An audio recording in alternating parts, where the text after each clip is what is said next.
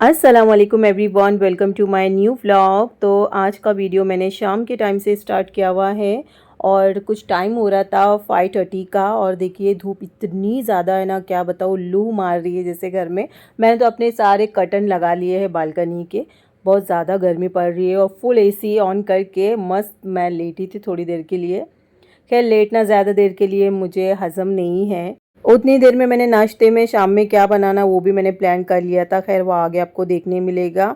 और थोड़ी ही टाइम हुआ था कि मेरा ये पार्सल रिसीव हो गया था, तो मैंने देखिए ये परचेज़ कर ली थी। ये है आयरन कास्ट का तवा। मैंने ये स्पेशली डोसे के लिए मंगवाया है। इस पे चीले वगैरह भी बहुत अच्छे बनेंगे। रोटी बनती है या नहीं ये मुझे पता नहीं, वैसे मैंने रिव्यू देखकर ये मंगाया था। ये आयरन कास्ट का तवा मुझे बहुत पहले से ही लेना था, लेकिन मैंने नहीं ली। मैंने सोचा कि नहीं, मैं पहला रिव्यू देखूंगी उसके बाद लूँगी। रिव्यू काफ़ी अच्छा था, बहुत सारे लोग इस तवे को यूज़ कर रहे हैं। ये आयरन कास्ट का तवा है, इसमें बहुत सारे बर्तन अवेलेबल है, ऑनलाइन मिल रहे हैं मतलब। फ़िलहाल देखिए मैंने सिर्फ तवा लिया है। मैं सोच रही हूँ कि इसमें की एक कढ़ाई भी ले लूँ जो आयरन कास्ट की होती है। चले, तवा तो मैंने आपको बता दी हूँ। और प्राइस जानना चाहते हो तो मुझे कमेंट करना, मैं कमेंट में आपको प्राइस बता दूँगी तवे की।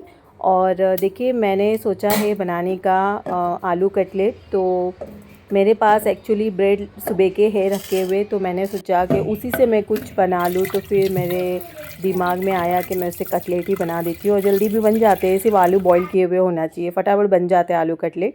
तो यहाँ पर देखिए मैंने आलू बॉईल करने के लिए डाले, जो कि मेरे पास बॉयल आलू नहीं थे। तो मैंने सोचा क्या टाइम लगता है, 2 सीटी में या 1 सीटी में आलू बॉयल हो जाएंगे, तब तक के मैं दूसरी तैयारी कर लेती हूँ कटलेट की। तो ये देखिए ये सुबह के ब्रेड है, थोड़े से कड़क कड़क लग रहे हैं ना।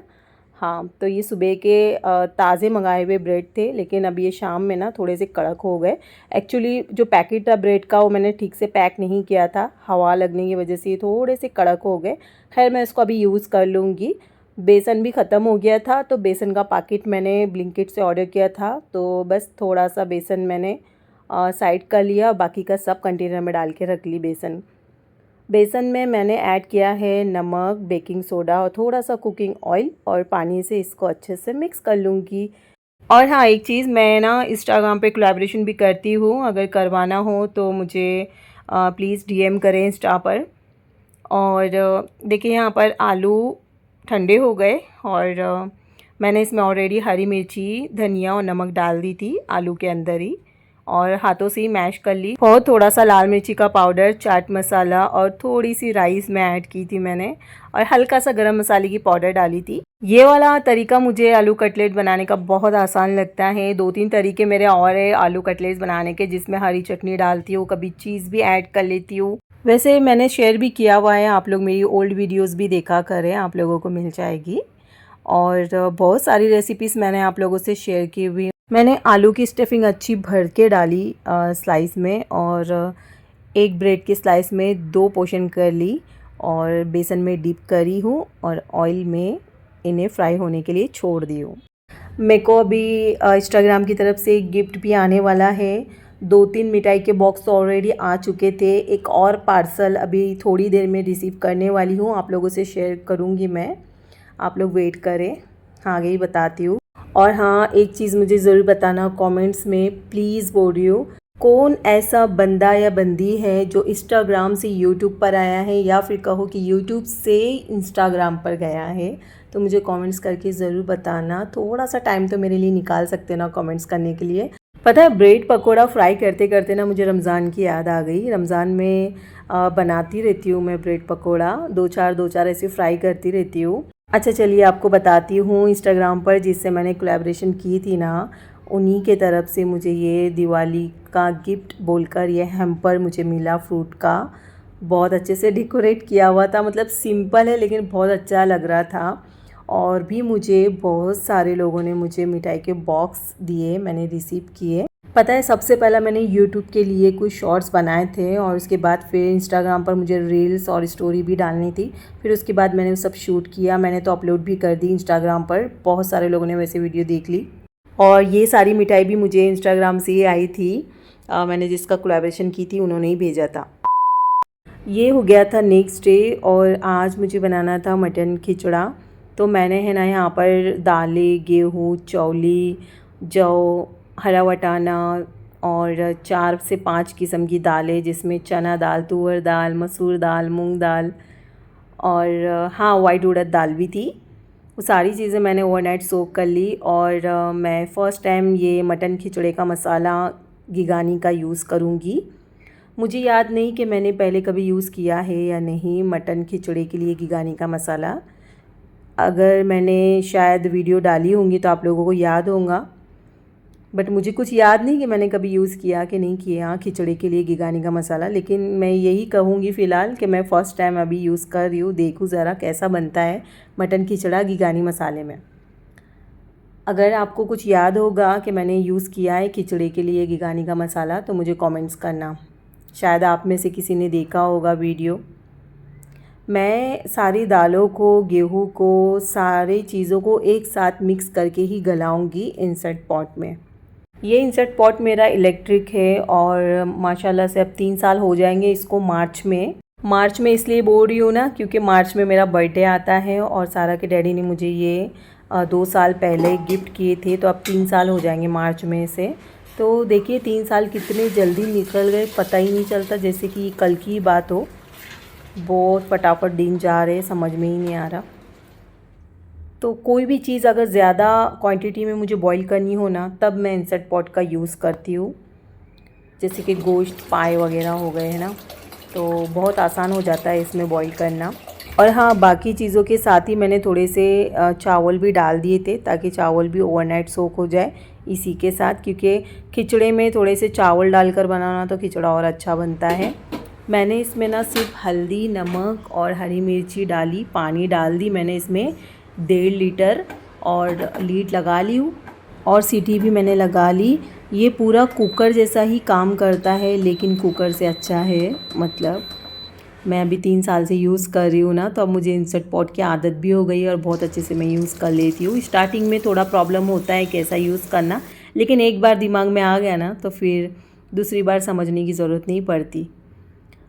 तो खिचड़े के लिए सबसे मेन चीज़ होती है वो है प्याज का ब्रिस्ता बना के लेना। और पता है सबसे ज़्यादा कंटाल जो बनाने में आता है ना, वो इसे ही बनाने में आता है मुझसे तो सब्र ही नहीं होता ये प्याज को फ्राई करना, बोले तो खड़े रहना कब तक भी। इतनी सारी चीज़ें मैं बना लेती हूँ जिसको काफ़ी टाइम तक फ्राई करने के लिए मुझे खड़ा रहना पड़ता है, बट पता नहीं ये प्याज को फ्राई करने में मुझे ऐसा लगता है कि वक्त ज़ाया करना पड़ेगा अभी। खैर, सबका अपना अपना होता है। मैंने यहाँ पर टमाटर भी काट कर ले लिया, धनिया पुदीना भी चॉप कर लिया है और प्याज के ऊपर भी मेरी नज़र थी, थोड़ी सी ही प्याज मैंने फ्राई की वैसे। और हरी मिर्ची अभी थोड़ी सी छोटी छोटी सी काट कर रख ली।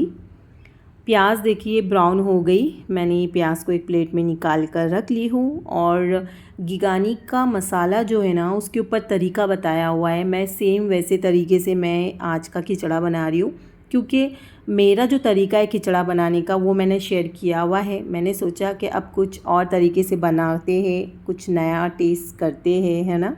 तो कुकर में सबसे पहला मैंने ऑयल डाला, उसमें मैंने मटन ऐड किया। तो भाई मटन में पानी था तो पूरा उड़ रहा था, मैंने फटाफट इसको कवर कर लिया कुकर को। अब मैंने इसमें ऐड किया था वो है अदरक लहसुन का पेस्ट। चलिए इसको भूनते हैं अच्छे से। और आपको तो पता है कि खिचड़ा बन रहा हो तो उसके अंदर गोश्त की क्वांटिटी ज़्यादा हो। गोश्त की भुनाई होने के बाद मैंने प्याज, टमाटर और नमक ऐड कर ली। पानी थोड़ा रिलीज़ हो जाएगा ना तो फिर मैंने इसमें ऐड किया था हल्दी का पाउडर, आधा चम्मच लाल मिर्ची डाली और ये है गिगानी का मसाला। अरे यहाँ पर तो मैं कंफ्यूज हो गई थी, जब मैंने पैकेट को ओपन किया ना, इसमें 2 पैकेट निकले, समझ ही नहीं आ रहा था कि मसाले में कौन सा डालूँ। पैकेट के पीछे तरीका पूरा लिखा हुआ था, मैंने वो फॉलो भी की, लेकिन मैं पता नहीं कैसे भूल गई, मेरे दिमाग से ही निकल गया कि एक पैकेट है ना दालों को उबालते टाइम यूज़ करना था और एक पैकेट हमें ये गोश्त के अंदर डालकर पकाना था। तो फिर मैंने वैसे ही किया। अब क्या की कि आधा मसाला मैंने इसमें डाल दी और आधा पैकेट मसाले का रख दी, क्योंकि क्वांटिटी मसाले की ज़्यादा थी। इसमें मैंने धनिया पुदीना डाली थोड़ा सा गोश्त में, और अभी पानी थोड़ा सा ऐड करके लीड लगा ली। अब इसको पकाऊंगी गोश्त गलने तक के। और यहाँ पर मैंने इंसर्ट पॉट का लीड हटा ली फटाफट। देखिए ये बॉयल होने पे ही था। तो मैंने क्या कि जो दूसरा पैकेट था ना घिगानी मसाले का, वो पैकेट का आधा मसाला मैंने इसमें ही डाला और आधा मैंने ऐसे ही रख दी, क्योंकि मसाले की क्वांटिटी ज़्यादा है इसलिए। तो 2 पैकेट के मसाले मैंने आधे आधे ही डाले, बाकी के आधे आधे उठा के रख लिए। फ़ौरन से लीड लगा ली मैंने और दोबारा टाइम सेट करके अब इसको फटाफट बॉईल करेंगे। चलिए इसकी सीटी रिलीज़ करती हूँ, क्योंकि दालें वो सब अच्छे से बॉईल हो गई है। आधे घंटे का टाइम लगाया था मैंने इसको। आधे घंटे में ये सारी चीज़ें अच्छी बॉईल हो गई है।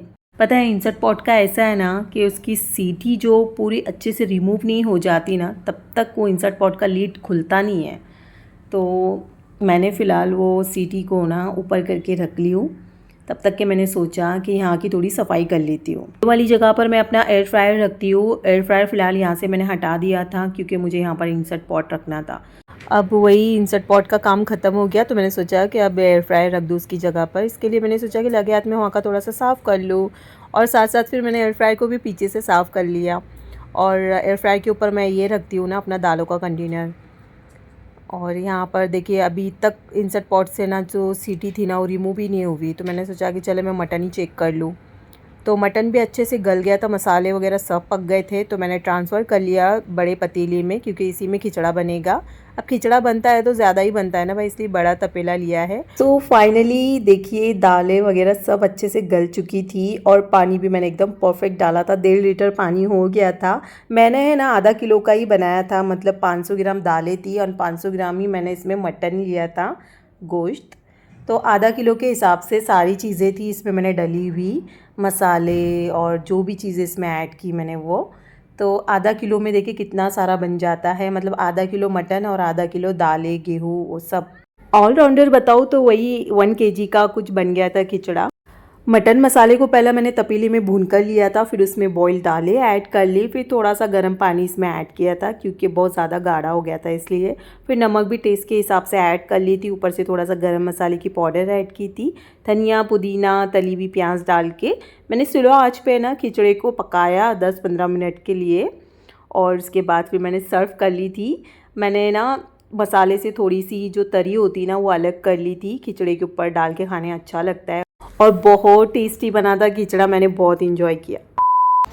अभी हम लोग जा रहे थे डी मार्ट, क्योंकि दिवाली ऑफर्स डी मार्ट में बहुत आते हैं, बर्तनों पे, कपड़ों पे और बहुत सारी चीज़ों पे ऑफर्स आते हैं। तो बस इसीलिए मैंने सोचा कि मैं डी मार्ट है ना एक चक्कर लगा कर आऊँ, क्योंकि ये भी घर में थे फ्री, तो मैंने सोचा कि चलो चल कर देखते हैं डी मार्ट में क्या आया हुआ है। वैसे तो राशन हमने अभी कुछ महीने पहले ही भरवाए थे डी मार्ट से, तो राशन वगैरह नहीं लेना था, बस मुझे एक चक्कर लगानी थी। तो वही जाकिर बोल रहे थे अच्छा चक्कर लगानी है, चक्कर लगा के ठीक है आ जाना बोले। मैं बोले अरे ऐसा नहीं, चक्कर नहीं लगाऊंगी, अगर कुछ पसंद आएगा तो लूँगी भी ना। तो बोले हाँ ऐसा बोलना। वही मैं सोचा कि चक्कर लगा के आना बोले तो यानी कोई चीज़ पसंद आई तो नहीं लेना, बस चक्कर लगा के आना है क्या। मैं बोली अरे नहीं कुछ पसंद आएगा तो मैं ले लूँगी। फिर सारा को हम लोग ट्यूशन ड्रॉप किए और फिर जोहान को लेकर मैं आ गई थी। और ये बैग मुझे बहुत अच्छी लगी थी मेकअप किट वगैरह रखने के लिए। वैसे भी मेरा ख़राब हो गया है मेकअप रखने वाला, वो एक बॉक्स जैसा ही था मेरे पास, वो ख़राब हो गया। तो मैं वैसे सोच ही रही थी कि मैं लूँगी बाद में, लेकिन मुझे अब डी मार्ट में पसंद आ गया तो फिर मैंने वो ले ली। और दिवाली ऑफ़र्स में बहुत सारी वैसे चीज़ें आई हुई थी, लेकिन मुझे बेफुज़ूल चीज़ें नहीं लेनी थी, जो चाहिए था वही ली। अब दिवाली की मिठाइयाँ मेरे पास इंस्टाग्राम से बहुत सारी आई हुई है, मिठाई ऑलरेडी घर में रखी हुई है, लेकिन जोहान साथ में था तो उसको चॉकलेट चाहिए थी। ये बॉन्टी चॉकलेट है ना, सारा की, जोहान की और जाकिर की, तीनों की बहुत फेवरेट है, मुझे बिल्कुल भी पसंद नहीं है। बाहर से अक्सर ये बॉन्टी चॉकलेट आया करती थी। मैंने कुछ टी शर्ट्स भी बाय की, अच्छी लगी मुझे डेली यूज़ के लिए। रात में सोने के टाइम मुझे टी शर्ट्स ही चाहिए होते हैं, लॉन्ग टी शर्ट है वो। चलो मैं इसे ना आपको खोलकर बताती हूँ। वैसे इसमें 3 के 4 कलर कुछ थे, लेकिन ये कलर मुझे बहुत प्यारा लग रहा था। तो मेरा मेकअप किट रखने के लिए इतना पाउच काफ़ी है। वैसे भी मेरे पास ज़्यादा मेकअप नहीं होता है, बस जो यूज़ करती हूँ ना वो अच्छा क्वालिटी का ब्रांड का होता है। कम मेकअप यूज़ करती हूँ मैं, लेकिन अच्छा मेकअप यूज़ करती हूँ, तो जितना भी मेकअप है मेरे पास वो इसमें आ जाएगा। और देखिए मैंने है ना ये एक प्लेट का सेट ली हूँ, एक ही सेट ली हूँ। एक प्लेट है जिस पे 2 प्याली है और एक ग्लास। पीतल का दिखने में लग रहा है ना, लेकिन ये पीतल का है नहीं, इस पे कोट हुआ हुआ है, ये आर्टिफिशियल कलर है, लेकिन अच्छा है। मेरे पास इसमें कि देखिए ऐसे ही सेम कलर के स्पून है छोटे वाले, जो मैं डेली यूज़ करती हूँ, आपने देखे भी रहेंगे।